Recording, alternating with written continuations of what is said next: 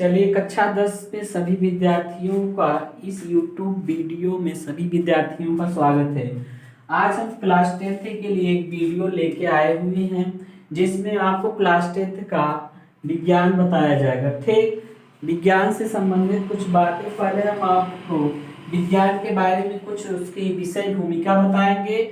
उसके बाद हम आपको विज्ञान विषय के बारे में जो आपको लेसन वोसन पढ़ाना है उसके बारे में बताएंगे। ठीक, चलिए ध्यान दीजिए क्लास 10th के बच्चों, विज्ञान जो क्लास 10th में होता है, विज्ञान हमारा जिसको क्या कहते हैं इंग्लिश में साइंस कहते हैं, SCIENCE इंग्लिश में क्या कहते हैं साइंस। ठीक ना, ये हमारा क्लास 10th में 100 नंबर का होता है। 100 नंबर में से 30 नंबर हमारा क्या हो जाता है स्कूल से मिलता है, जिसे हमको प्रैक्टिकल वगैरह कहते हैं। ठीक, और 30 नंबर आपका प्रोजेक्ट प्रैक्टिकल का हो गया, बाकी बचता है आपका 70 नंबर। 70 नंबर में आपको देखिए 3 विषय आपको कक्षा 10 में 3 विषय में बांट दिया गया है। ठीक, भौतिक विज्ञान है जिसमें पहला आपका क्या है भौतिक विज्ञान है, दूसरा आपका है रसायन विज्ञान है, क्या है रसायन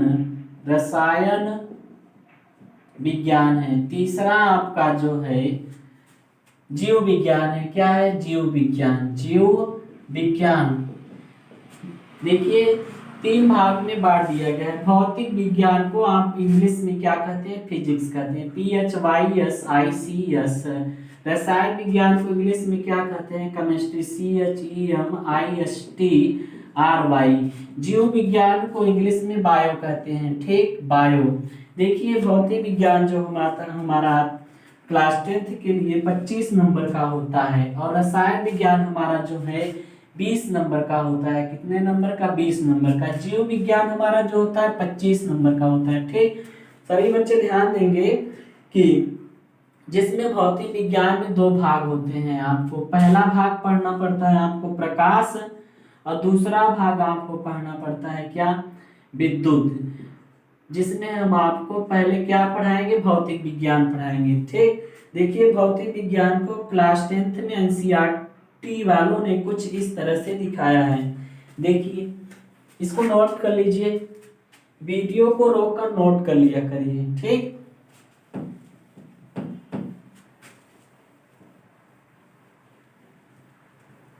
चलिए देखिए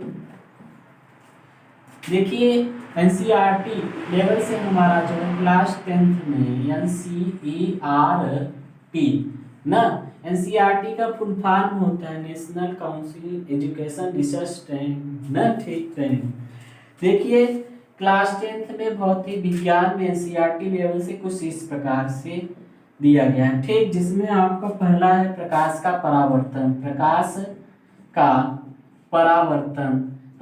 का परावर्तन रिफ्लेक्शन ऑफ लाइट। दूसरा आपका है मानव नेत्र रंग बिरंगा संसार। ठीक, और तीसरा आपका जो होगा विद्युत, क्या होगा विद्युत। ठीक, चौथा आपका विद्युत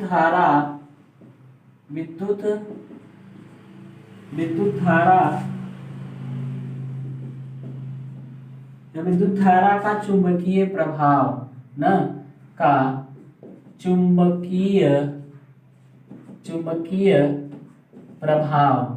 ठीक, जिसमें से ध्यान दीजिए हमारा जो प्रकाश वाला भाग होता है वो हमारा 10 नंबर का होता है, और विद्युत वाला हमारा भाग जो होता है 15 नंबर का होता है। अक्सर अधिकांशतर बच्चे प्रकाश वाला भाग अधिक पढ़ते हैं। ठीक, प्रकाश वाला भाग सरल भी होता है ना।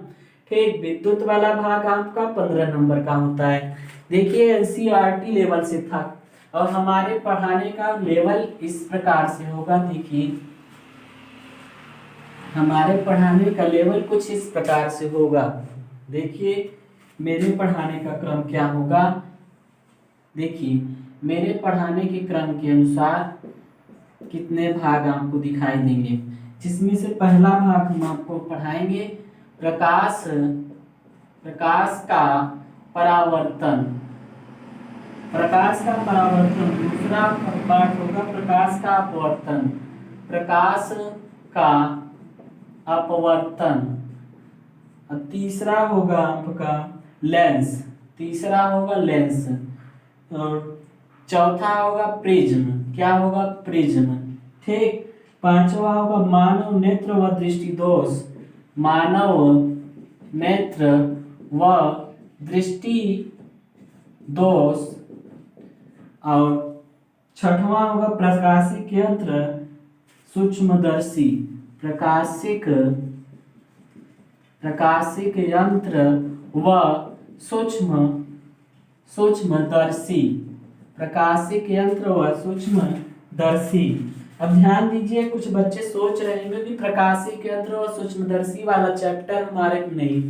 देखिए बेटा, पिछले वर्षों में हमने देखा था कि कुछ सूक्ष्मदर्शी प्रकाशिक यंत्र से कुछ सवाल आए हुए थे।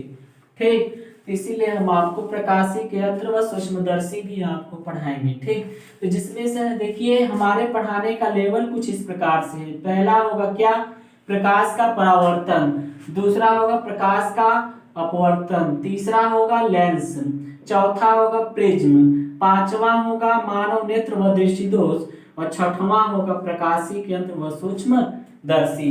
सभी लोग नोट कर लीजिए।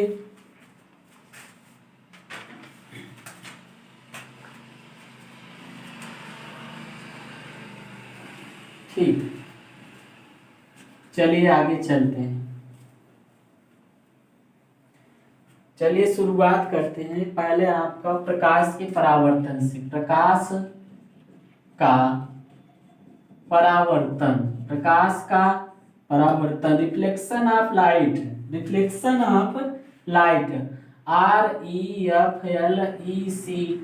REFLECTION, reflection of light, LIGHT, reflection of light. ध्यान दीजिए बच्चों कि सबसे पहले हमें प्रकाश के बारे में जानना जरूरी है। प्रकाश किसे कहते हैं? ठीक, लाइट, LIGHT, प्रकाश किसे कहते हैं? ध्यान दीजिए, हम आपको प्रकाश के बारे में बताने जा रहे हैं। हम आपको बता देंगे, आप अपनी जिंदगी में कभी भूलेंगे नहीं प्रकाश किसे कहते हैं। ठीक, जैसे मान लीजिए कोई कमरा है, क्या है?